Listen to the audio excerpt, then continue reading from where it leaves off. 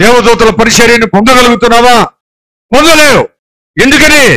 నీకు ఇవ్వండివి రెండే. ఒకటి తల్లిదండ్రుల్ని కనపరచు, తల్లిదండ్రుల్ని కనపరచు, తల్లిదండ్రుల్ని కనపరచు, తల్లిదండ్రుల్ని ఎత్తి పట్టుకో, తల్లిదండ్రుల్ని ఎత్తి పట్టుకో, తల్లిదండ్రుల్ని కనపరచు, వాళ్ళతో కలిసి జీవించు. జీవిస్తున్నావా? జీవిస్తున్నావా?